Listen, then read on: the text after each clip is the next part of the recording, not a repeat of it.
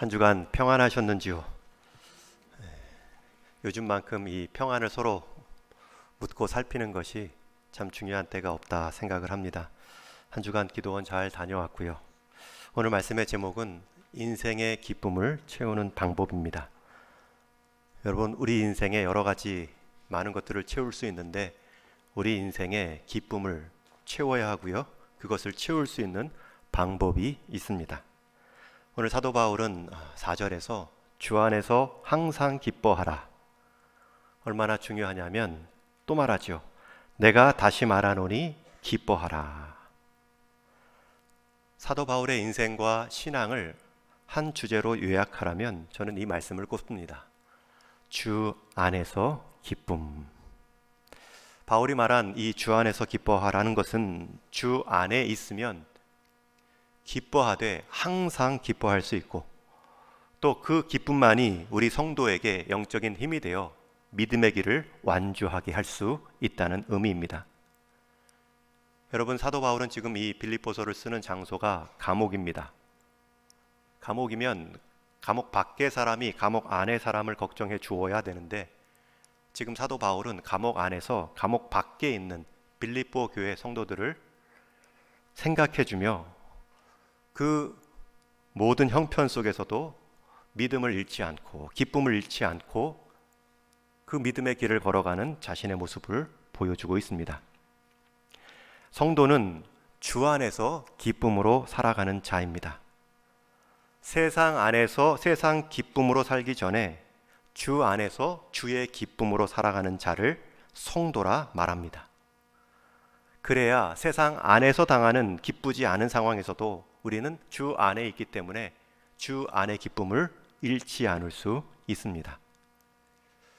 반대로 우리가 주 안에 살아가는 기쁨이 없는 모습을 염려라고 합니다. 염려는 세상 안에서 세상 일들로만 살아갈 때 피할 수 없는 상태입니다. 미국의 작가이자 목사님이신 맥스 루카도가 쓴 아무것도 염려하지 말라라는 책을 보면 몇 가지 염려 진단법이 나옵니다. 전보다 더 적게 웃는가? 약속을 잡아 사람 만나는 일이 부담스러운가? 당신을 잘 아는 사람들로부터 당신이 점점 더 부정적이고 비판적이 되어 간다는 말을 듣고 있는가? 기쁜 소식이 있어도 현실적인 문제로 부정적인 생각이 들고 기쁨마저 희석하고 있는가? 무언가 나쁜 일이 생길 것 같고 밝은 면보다 항상 어두운 면이 먼저 보이는가? 만약 이 몇 가지 질문에 대부분의 대답이 yes, 그렇다라면 이제 염려에 빠진 모습이라고 진단합니다. 그리고 처방전을 오늘 말씀 본문의 내용으로 서문을 쓰며 시작하지요. 사도 바울은 아무것도 염려하지 말라. 앞에서는 항상 기뻐하라. 그것도 2번이나 강조했던 사도 바울이 그 기쁨을 잃을 때, 주 안에서 기쁨이 사라질 때에 염려가 찾아옴을 말씀하지요. 주 안에서 기쁨을 잃으면 여러분 주 밖에 있는 모든 것들은 다 염려거리가 될 수 있습니다. 염려의 대상, 염려의 범위가 무엇입니까? 아무것도 염려하지 말라라는 말은 그 어떤 것도 우리에게 염려가 될 수 있다는 전제의 말씀입니다. 그러면 아무것도 염려하지 않는 것이 가능한가? 거기서 벗어난 사람이 과연 있는가? 게다가 자꾸 염려하지 말라 그러는데 염려가 들 때 죄책감도 듭니다. 건강한 성도는, 믿음에 있는 성도는 평안을 말해야 되는데 평안이 없는 것처럼 여겨지며 더더욱 죄책감마저 들 때가 있죠. 그 결과 염려와 죄책감이 계속 반복되는 악순환에 빠집니다. 염려하지 말라 그랬는데 염려의 마음이 들고 믿음 없는 것이 아닌가 죄책감이 들며 또 염려가 됩니다. 여러분, 이 사도 바울이 말한 염려하지 말라는 원뜻은 무엇입니까? 여러분, 아무것도 염려하지 말라 그러는데 어떻게 아무것도 염려하지 않고 살아갈 수 있겠습니까? 바울은 지금 이 염려하지 말라는 말을 현재형으로 표현하고 있습니다. 이 헬라어 현재형의 의미는 지속적인 관한, 계속 반복되는 그 모습을 표현할 때 쓰는 단어이죠. 염려할 수 있습니다. 염려 자체가 죄는 아닙니다. 하나의 감정이고 상태입니다. 그러나 염려는 계속되면 곧 죄된 행동으로 이어집니다. 여러분, 염려하는 것과 염려에 갇혀 사는 것은 다른 일입니다. 내가 가다가 넘어지는 것과 넘어져서 그대로 엎어져 있는 것은 다른 일입니다. 우리가 염려 자체를 피할 수는 없지만 염려에 갇혀 살지 않도록 우리의 마음을 새롭게 하는 것은 우리의 선택에 있습니다. 사도 바울의 뜻은 바로 이 후자입니다. 염려가 지속되도록, 염려가 인생 자체를 묶지 못하도록 염려에 사로잡히지 말라는 뜻입니다. 코로나 시기에 염려가 많습니다. 안 보이던 염려도 보이고 멀리 사라졌던 것 같은 염려가 다시 찾아온 듯 느껴집니다. 먼저는 건강에 대한 염려가 있습니다. 주기적으로 제가 공적인 자리에 있기 때문에 한 번씩 코로나 검사를 할 때가 있죠. 감염된다는 두려움보다는 나를 통해 감염시키지는 않을까. 왜냐하면 여러 사람을 만나는 자리에 있기 때문입니다. 그런데 그렇게 검사를 할 때마다 그 다음날 음성입니다. 코로나 바이러스가 없습니다. 라는 문자를 보면 또 하나의 복음입니다. 당연히 그럴 줄 알았는데도 그 문자 자체가 주는 또 위로가 있습니다. 여러분, 그것은 이미 그 전에 내 안에 건강에 대한 염려가 있다는 전제이죠. 우리 생업에 사시는 자영업자, 우리 성도님들, 경기가 좋지 않아 또 생업에 여러 어려움을 당하고 있는 것을 알고 있습니다. 염려와 불안한 마음이 들 수 있습니다. 노후의 삶마저 불안으로 우리의 시간들, 현재를 얽어 메어지는 것을 볼 수도 있습니다. 그래서 마음이 정돈되지가 않습니다. 마음이 갈라집니다. 실제로 이 염려라는 헬라어 단어는 찢어진 마음, 갈리어진 마음이라는 뜻을 갖고 있습니다. 여러분, 그 찢어진 마음, 찢어질 수 있습니다. 그러나 그 찢어진 채로 드는 것은 사도 바울이 금하고 있습니다. 그것이 또 다른 죄의 시작이 되기 때문입니다. 그래서 우리에게는 이어지는 말씀을 통해 찢어진 마음을 봉합해야 됩니다. 여러분, 봉합하는 방법이 6절 말씀에 나오는데 우리 같이 한번 읽겠습니다. 시작. 아무것도 염려하지 말고 다만 모든 일에 기도와 간구로 너희 구할 것을 감사함으로 하나님께 아뢰라. 두 가지가 나옵니다. 첫 번째는 기도입니다. 그것도 노란색 표시로 해놓은 것처럼 사도 바울은 4번이나 말씀합니다. 기도하라, 간구하라, 구하라, 아뢰라. 두 번째는 기도하되 감사함으로 기도하라. 이것이 기쁨을 회복하며 염려를 몰아내는 처방입니다. 찢어지고 갈피 잡지 못하는 내 마음을 묶을 수 있는 명약입니다. 특별히 첫 번째 기도하라 라는 것, 여러분, 그 기도는 하나님을 인정하는 영적인 행위입니다. 목사님이 하라니, 성경이 하라니 하는 것이 아니죠. 내가 기도하는 그 순간 하나님은 우리의 기도를 들으실 뿐만 아니라 내 기도하는 모습을 통해 너가 나를 인정하고 있구나. 여러분, 기도는 하나님과의 대화입니다. 중세 수도원 역사에 있어서도 가장 영적인 행위를 기도로 보았습니다. 가장 한 사람이 영적인 세계로 들어가는 그 모습을 기도라고 말합니다. 실제로 그렇죠.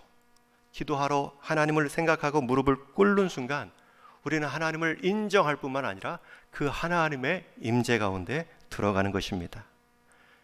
여러분, 그 하나님의 임재 안에 거하면 무엇이 두렵겠습니까? 먼저는 우리의 시야가 바뀝니다. 문제 안에 갇힌 내 시야를 문제 밖에서 바라볼 수 있도록 우리의 시야를 넓게 해줍니다. 처음에는 문제에 사로잡혀 기도를 시작했지만 일어날 때는 문제를 사로잡고 그 자리를 떠나는 것이 기도입니다. 여러분, 우리의 마음이 찢어졌을 때 가까이서 염려가 느껴지면 먼 시야, 먼 인생의 큰 관점이 사라집니다. 찰리 채플이라는 유명한 희극인이자 감독이 있습니다. 이분이 아주 유명한 말을 하나 했는데요. 우리 인생은 가까이서 보면 비극이고 멀리서 보면 희극이다 라는 말을 합니다. 이게 무슨 뜻이냐면 우리 인생 다 비슷한 것 같고 다 문제가 없는 것 같은데 조금 안을 가까이 들여다보면 다 아픔이 있고 다 어려움이 있다는 것입니다. 그런데 그것을 조금 더 길게 보고 또 인생 전체를 조망할 때에는 그것도 결국은 필요했구나, 그것도 결국은 유익했구나 라는 시야를 얻을 수 있어서 우리는 인생 전체를 넓게 보면, 길게 보면 희극이다 라고 말한 것입니다. 여러분, 하물며 우리 인생 내가 염려에 가로잡히면 염려만 보입니다. 딱 붙어 있는 것처럼 보입니다. 그리고 옆집, 다른 가정들, 다른 가게들은 그런 일들이 없는 것처럼 보이지요. 멀리서 바라보기 때문에 관망자의 입장에서 특별히 느껴지지 않습니다. 우리 집 자녀만 문제가 있는 것 같고요. 우리 집 부모님만 아프신 것 같고요. 우리 가족에만 특별한 어려움이 있는 것처럼 염려에 딱 붙어 살 때가 있죠. 그러나 다른 사람, 다른 집 다 가까이서 보면 똑같은 아픔이 있죠. 그런데 그 시야를 사람의 시야로 제한하는 것이 아닙니다. 그 시야를 넓게 보는 사람의 시야 정도가 아니라 기도함으로 하나님의 시야로 연결시켜가는 것입니다. 이 땅의 많은 사람들은 각자의 문제만을 부여잡고 염려를 움켜잡은 채 살아갑니다. 마음이 갈라져 있습니다. 때로는 답답한 마음에 사람 앞에 풀어놓기도 하지만 일시적으로 봉합될 뿐입니다. 오히려 주변 사람들마저 그 염려를 전염시킵니다. 그래서 사람 앞에서 내 염려를 펼쳐 보이는 것보다 가장 먼저 할 것은 하나님 앞에서 기도함으로 하나님의 시야로 내 문제를 보는 믿음을 갖는 것입니다. 왜 사도 바울이 4번이나 말씀하고 있을까요? 그 기도의 범위가 어디까지입니까? 모든 일을 구하라 말씀하지요. 여러분, 염려의 범위가 아무것도, 이 말은 어떠한 작은 것도 우리를 염려시킬 수 있다면 여러분, 기도는 모든 것입니다. 우리는 이 코로나 시기의 어려움을 이미 1997년 IMF 국가경제체제가 다른 나라 은행에 들어간 적이 있죠. 그래서 외환 위기를 넘어가는 데 있어서 많은 기업들이 구조조정을 하며 많은 일자리를 줄였습니다. 여러분, 그때의 분위기를 아실 것입니다. 얼마나 많은 사람들이 실직을 당하며 얼마나 많은 사람, 또 얼마나 많은 가정들이 아픔을 경험했는지 모릅니다. IMF 시대 때 한 시인은 이 시대에 시마저 없었다면 내가 무슨 언어로 이 사람들을 위로할 수 있을까? 그리고 그 시대의 아픔을 시로 2줄로 위로한 적이 있습니다. 안도현 시인이 쓴 2줄의 시는 이렇습니다. 삼겹살에 소주 한 잔 없다면, 아, 이것마저 없었다면. 여러분, 이게 시의 전부입니다. 근데 이 시의 제목이 퇴근길입니다. 제목부터 읽으면 더 와닿습니다. 퇴근길, 삼겹살에 소주 한 잔 없다면, 아, 이것마저 없었다면. 97년 외환위기 때 구조조정으로 해고당한 많은 가장들, 회사에 출근하는 척 양복을 걸쳐 입고 공원을 배회했던 많은 사람들이 있습니다. 그때부터 사람들 입에 붙어 있던 말이 바로 삼소입니다. 삼겹살에 소주 한 잔. IMF 이후로 흥청망청하던 회식 문화는 사라지고 가장 서민적인 위로의 자리가 바로 삼겹살에 소주 한 잔입니다. 그 마음을 시로 시인은 대변해 준 것입니다. 여러분, 그러나 우리는 삼겹살에 소주가 아니죠. 우리에게는 기도가 있고 우리에게는 감사로 인한 평안이 있습니다.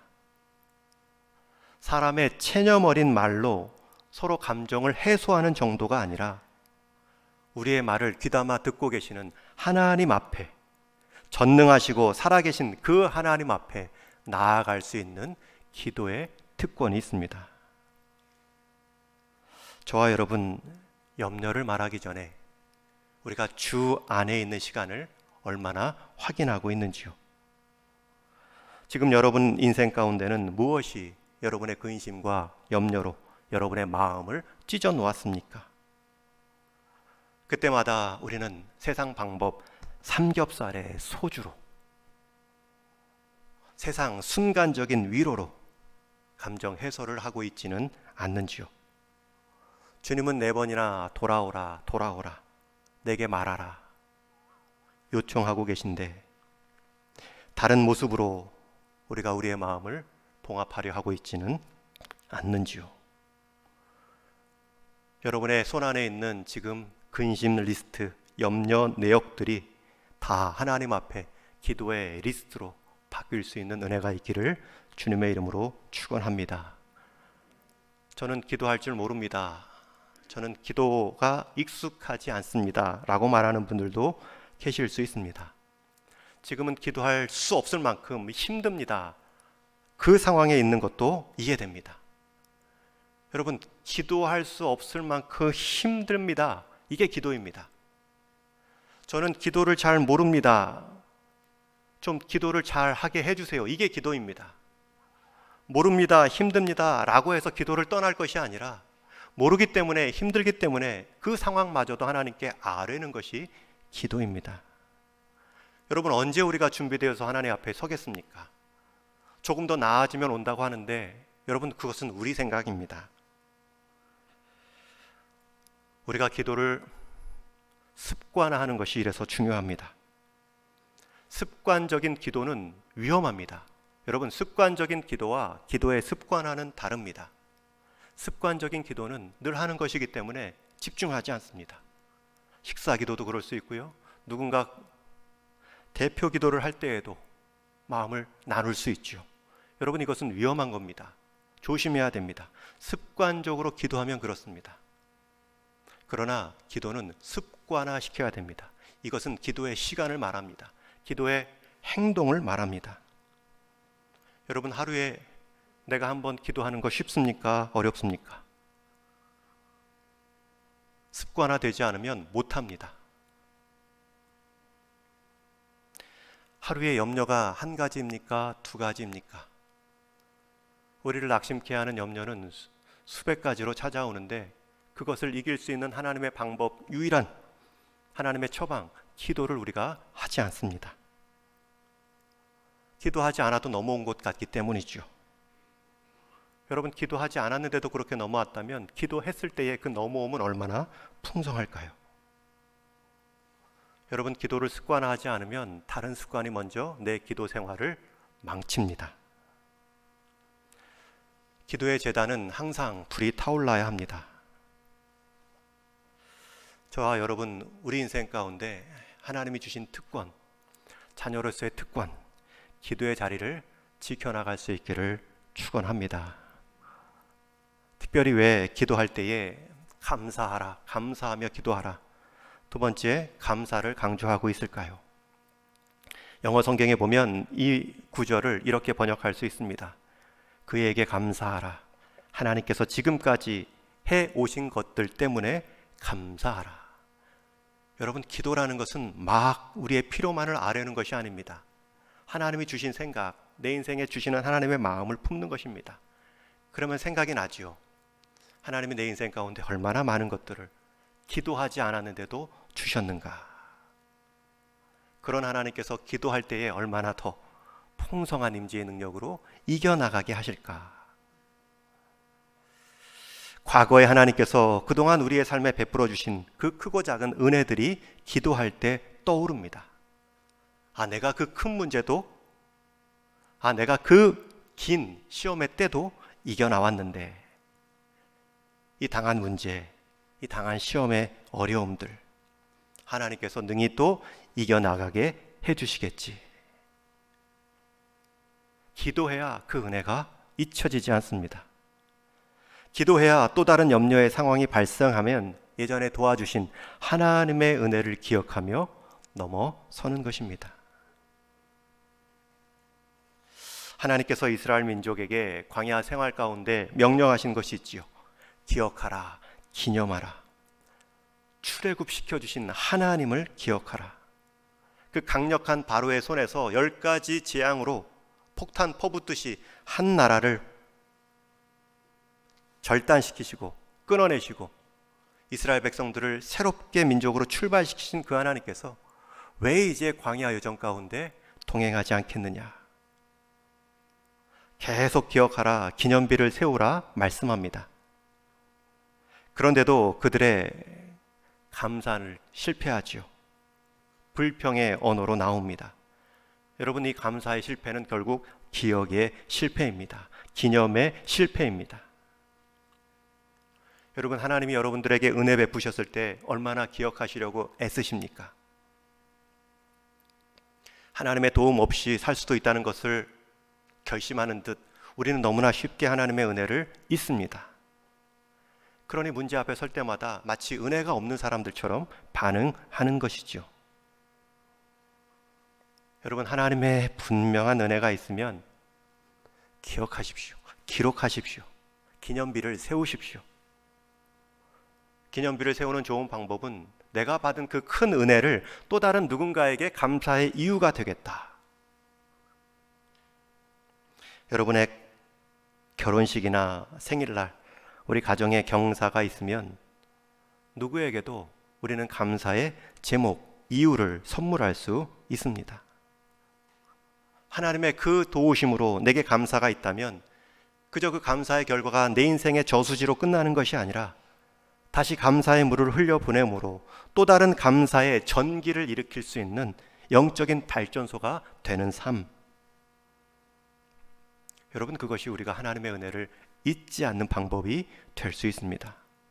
또 다른 한 사람에게 하나님의 은혜를 기억하게 할 수 있는 기회로 쓰임 받습니다. 마지막에 감사로 아뢰라 라는 표현. 여러분, 기도하면 이미 끝났습니다. 하나님과 우리가 연결되어 우리가 문제 안에 사로잡히지 않고 사로잡힌 문제마저 사로잡고 계신 하나님을 보면 이미 끝났습니다. 이제는 그 문제가 해결되냐 안 되냐 이 차원이 아닙니다. 이 문제를 통해 나에게 하시려는 하나님의 뜻이 이루어지옵소서. 사람이 바뀌어 있습니다. 그게 바로 감사함으로 하나님께 아뢰는 것입니다. 그런 사람들은 이런 고백을 할 수 있죠. 우리 7절 말씀 같이 한번 읽겠습니다. 시작.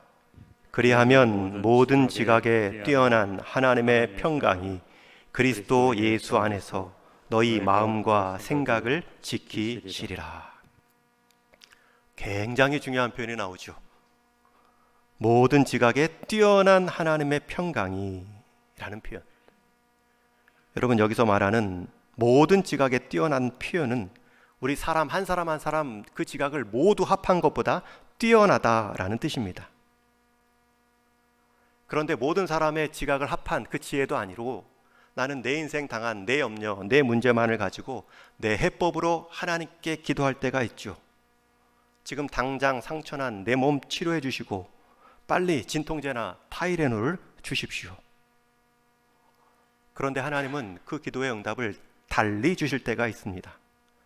그 상처를 통해서만 이룰 수 있는 내 인생의 한 요소를 더욱 성숙시켜 나가시기를 원하실 수도 있습니다.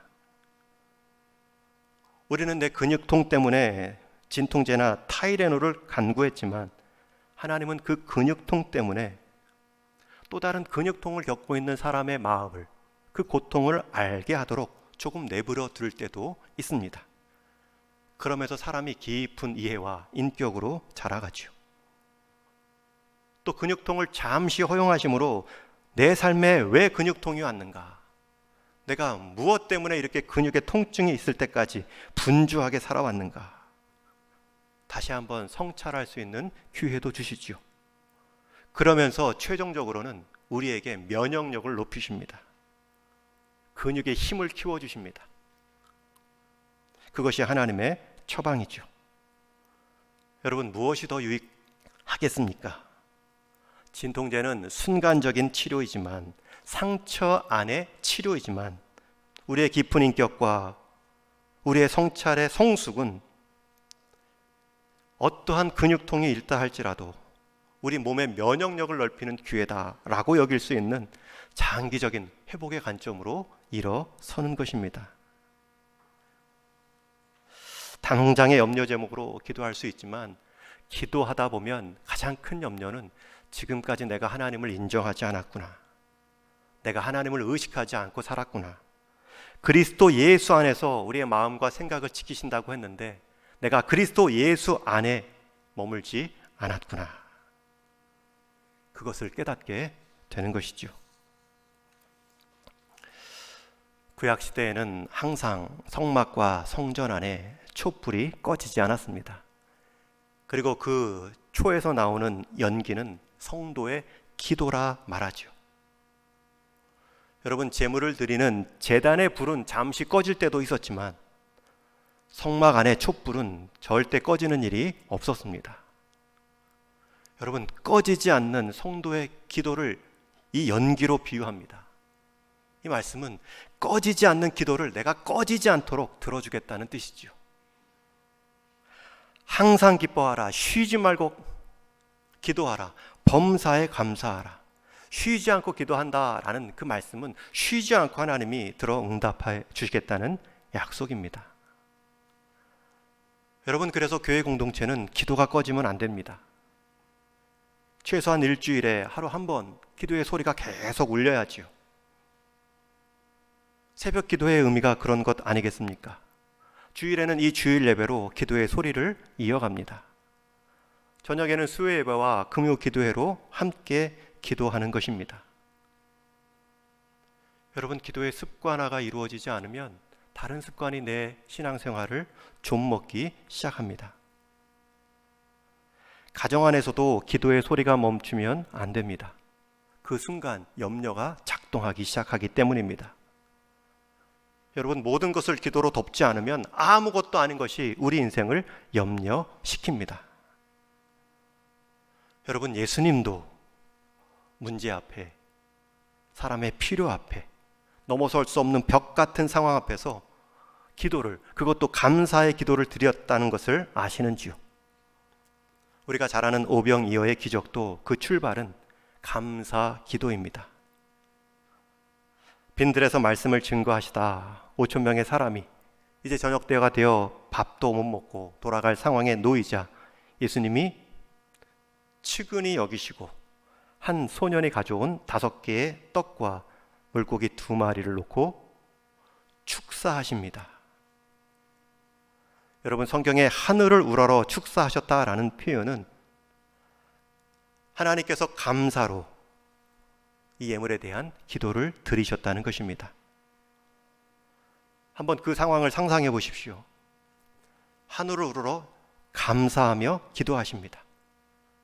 그런데 주변은 배고픈 사람 5천 명입니다. 그리고 해결할 수 있는 인간적인 방법은 오병이어입니다. 그런데 오병이어로 5천 명이 배부를 수 있었던 방법이 무엇입니까? 주님은 감사 기도하셨습니다. 예수님께서 나사로를 찾아가신 적이 있습니다. 그 나사로는 이미 죽은 지 3일이 지나 사흘째를 맞이하는 시신입니다. 그때 예수님께서 그 나사로의 무덤 앞에서 제일 먼저 하신 일이 이렇습니다. 예수께서 눈을 들어 우러러 보시고 가라사대 아버지여 내 말을 들으신 것을 감사하나이다. 여러분, 앞에 놓여진 것은 죽은 지 사흘 된 시신입니다. 그것을 믿지 못하는 주변의 따가운 눈총뿐입니다. 그러나 예수님은 상황을 보지 않고 시신을 보기 전에 하늘을 바라보시며 하나님께 먼저 시선을 집중시키며 내 말을 들으신 것을 감사하나이다. 기도하셨습니다. 오병이어의 인간적 필요, 사흘이나 지난 죽은 시신 앞에 예수님의 해법은 감사를 잃지 않고 기도하셨다는 것입니다. 예수님도 이렇게 사람의 필요와 사람의 문제를 넘어서셨다면 우리도 어떻게 사람의 필요와 사람의 문제를 넘어서야 되는지는 당연합니다. 영국 속담에 음식을 많이 담을 수 있는 그릇은 큰 그릇이 아니라 빈 그릇이다라는 속담이 있습니다. 여러분, 그릇이 크다고 많은 음식을 담지 않습니다. 그 그릇에는 다른 음식들이 담겨져 있기 때문이죠. 음식을 많이 담을 수 있는 것은 빈 그릇입니다. 여러분, 우리가 하나님 앞에 먼저 기도로 감사로 나아가지 않고 우리가 담을 수 있는 세상 해법 다 담고 기도한다면 담을 수 있는 것이 없습니다. 기도하는 사람은 자신의 인생을 하나님 그릇 안에 담그는 것입니다. 그럴 때에 감사할 제목, 그럴 때에 하나님의 역사하심의 은혜가 보이기 시작합니다. 여러분, 우리가 생각하는 감사 기도는 주어진 결과에 대해 하나님 감사합니다 라고만 생각하기 쉽죠.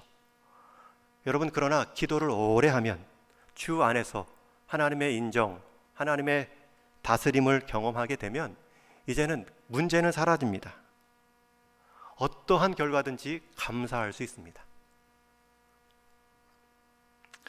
우리 한 장로님이 우리 당에 온 단톡방에 감사의 글을 퍼오신 적이 있습니다. 한 외국계 우수기업에서 직원을 채용한다, 한 명을 뽑는 공지가 올랐습니다. 많은 사람들이 몰려와 지원했는데 1차 시험과 2차 면접을 후에 5명의 지원자가 최종적으로 남았습니다. 인사과 책임자는 이제 이들에게 3일 안에 최종 결과를 알려주겠다 통보합니다. 지원자들은 각자 집으로 돌아가 이제 초조한 마음으로 3일의 시간을 보내야 합니다. 그런데 다음 날, 바로 다음 날 한 여성 지원자에게 회사로부터 이메일이 도착했습니다. 저희 회사에 지원해 주셔서 감사합니다. 그러나 안타깝게도 귀하는 이번에 채용되지 않으셨습니다. 인원 제한으로 인해 귀하처럼 재능 있고 뛰어난 인재를 모시지 못하게 된 점 매우 애석하게 생각합니다. 물론 그 메일을 받은 그녀는 마음이 아팠겠죠. 그러나 한편으로는 이렇게 정성이 담긴 진심 어린 위로의 글에 감동을 받습니다. 그래서 바로 짧은 감사 메일을 써서 보냈습니다. 앞으로도 하시는 회사의 모든 일이 잘 되기를 기원합니다. 감사합니다. 그리고 시간이 지나 3일째 되던 날 그녀는 또 다른 하나의 메일을 받습니다. 그 메일의 내용은 합격 통지서였습니다. 나중에 알고 보니 그녀가 받았던 그 다음 날의 불합격 통지 메일은 3번째 시험 문제였습니다. 5명 모두 똑같이 그녀와 같은 메일을 받았으나 감사 메일을 보낸 사람은 그녀 한 사람뿐이었습니다. 어떠한 상황에서도 감사할 줄 알고 또 그 감사를 표현할 줄 아는 사람이 회사에 필요하다는 내용이겠죠. 여러분, 기도로 감사합니다 라는 말은 하나의 느낌표나 마침표가 아닙니다. 새로운 일을 열어가는 쉼표가 될 수 있습니다. 그러니 여러분, 기도의 자리에서 우리의 필요만을 아뢰는 것이 아니라 하나님 이 필요, 하나님 이 문제 앞에 하나님이 선하게 이루어 주실 것으로 감사합니다. 제가 지난주 기도원에 가서 기도했습니다. 코로나 시기의 성도의 안전, 우리 성도님들의 가게의 안정, 또 우리 비대면 예배 상황에서 대면 예배로 전환할 때에 또 여러 상황들의 정리될 모습들, 예배를 함께 참여하지 못하는 성도님들의 그 환경을 바꾸어 주시고 그 마음을 지켜주옵소서. 해야 할 기도가 참 많지요. 요람 기도가 있습니다. 요람을 쭉 보면서 각 가정에 드는 생각나는 기도를 하지요. 또 연말에 이제 마무리와 내년의 준비를 위한 기도도 있고요. 또 12월에 있을 직분자 기도도 있습니다. 여러분, 이렇게 쭉 기도하다 보면 그냥 기도하는 것 나열하는 게 아니죠. 하나님의 뜻이, 하나님의 선하신 인도하심이, 모든 지각에 뛰어난 하나님의 평강이 이 기도 제목 가운데 임하여 주옵소서. 직분자 선거할 때도 저만 기도하면 안 됩니다. 중직자 세우는 일이 얼마나 중요합니까? 그 기도를 하는 일에 있어서 왜 모든 우리 중직자 예비 후보를 포함해서 우리 성도님들은 기도하지 않으십니까? 기도하셔야 피택을 되든 피택되지 않든 감사할 수 있습니다. 제가 기도했기 때문에 세움받든 세워지지 않든 저는 감사할 것입니다. 어떤 분들은 말합니다. 세워져도 염려, 세워지지 않아도 염려. 피택돼도 염려, 피택되지 않아도 염려. 기도 안 했기 때문입니다. 여러분, 기도하면 모든 지각에 뛰어난 하나님의 평강이 그리스도 예수 안에서 우리 성도님을 지키시고 우리 동인교회를 지켜주실 줄로 믿습니다. 기도하시는 겁니다. 그것도 감사로 기도하는 것입니다. 누가 세움받든 하나님이 세우신다. 여러분, 앞장서 세움받든 뒤에서 돕는 자로 세움받든 그 순서가 그렇게 중요할까요? 기도 안 하면 중요하다고 말할 겁니다. 그러나 기도하면 그렇게 중요하지 않다 마음을 얻으실 것입니다. 여러분, 기도는 우리의 마음을, 우리의 공동체를 지켜나가는 하나님의 처방입니다. 화단을 망가뜨리는 가장 손쉬운 방법은 쓰레기를 버리는 것이 아닙니다. 그냥 무관심, 방치하는 것입니다. 그냥 그 꽃 자체들이 쓰레기가 되게 만드는 것입니다. 여러분, 우리의 마음도 우리의 공동체도 그냥 방치해두면 결코 좋아지지 않습니다. 코로나 시기에 개인적인 문제가 있을 때 기도해야 될 상황임에도 기도하지 않을 때 그 마음은, 그 공동체는 방치되는 것입니다. 기도할 때에 주 안에서 우리의 존재감을 느끼며 이제 주 밖의 모든 상황들이 어떤 문제가 있을지라도 우리는 감사로 일어설 수 있습니다. 이게 기쁨입니다. 제가 지난주에 기도원에 가서 읽은 책 한 권 중에 미국 세들백 교회 리워렌 목사님의 아내 되시는 K 워렌이 쓴 기쁨을 택하라 라는 책을 보면 다음과 같이 기쁨의 정의를 내리고 있습니다. 기쁨은 하나님께서 내 세세한 부분까지 모두 주관하신다는 굳은 확신이며 궁극적으로 모든 것이 잘 되리라는 평온한 자신감이자 어떠한 상황에서도 하나님을 찬양하겠다는 결연한 선택이다. 여러분, 그냥 기쁨의 정의는 감정적인 거 아니죠? 하나님이 내 인생 세부적으로 간섭하신다. 굳은 확신. 결국 하나님 안에 있는 자들은 그 끝이 아름답다라는 평온한 자신감. 그러니 내가 어떤 상황에서도 어떤 문제 앞에서도 하나님에 대한 감사, 찬양을 잃지 않겠다. 여러분, 그런 인생 한번 꿈꾸어 보지 않으시려는지요? 이제 말씀을 맺습니다. 우리 인생 채울 것이 많지만 주님이 약속하신 것을 채우십시오. 주 안에서 기도함으로, 감사함으로 기쁨이 넘치는 것이 무엇인지를 경험하시는 이 한 해의 끝이 되기를 바랍니다. 한 해가 그렇게 계속 반복되다가 여러분, 눈 깜짝할 새에 10년, 20년 지나지 않았습니까? 앞으로 눈 서너 번만 깜빡하면 우리는 이 땅의 사람이 아닐 수도 있습니다. 그때 마지막 가서 후회하지 마시고 올 한 해의 결산을 통하여서 우리는 인생 결산을 예행 연습하는 것입니다. 내 인생의 그릇 다른 것 채우기 전에 기도와 감사로 주 안에 살아가는 그 기쁨의 법을 배우시고 또 우리 자녀들에게 그 기쁨의 믿음의 삶을 유산으로 남기시며 모범 보일 수 있는 우리 이 추수감사절의 세 번째 말씀이 되기를 바랍니다. 점점 감사의 의미가 쇠퇴할 때에 감사의 기도, 이것이 기쁨의 능력임을, 방법임을 믿으시고 우리가 그렇게 우리의 마음과 공동체를 가꾸어 갈 수 있기를 주님의 이름으로 축원합니다. 우리 같이 기도하시겠습니다. 들은 말씀 기억하시며 기도합니다. 인생의 기쁨을 채우는 방법이 있습니다. 주 안에서 가능합니다. 주 안에서 주님께 소속된 자의 안전함이 있습니다. 우리의 필요를 아뢰기 이전에 이미 우리의 필요를 아시는 하나님께서 하나님께 나오는 그 모습 그 자체 하나만으로 기뻐하시고 우리를 통해 일하실 것들을 멈추지 않으실 것입니다. 내 인생 가운데 하나님에 대한 이 약속의 기쁨들이 기도로 경험되어지게 하여 주옵소서. 기도가 습관화되게 하여 주옵소서. 하루에 우리 영의 양식, 육신의 양식 3번 먹듯이 우리 영의 양식을 먹는 시간들을 꼭 갖고 살게 하여 주옵소서. 우리 같이 한번 기도하겠습니다.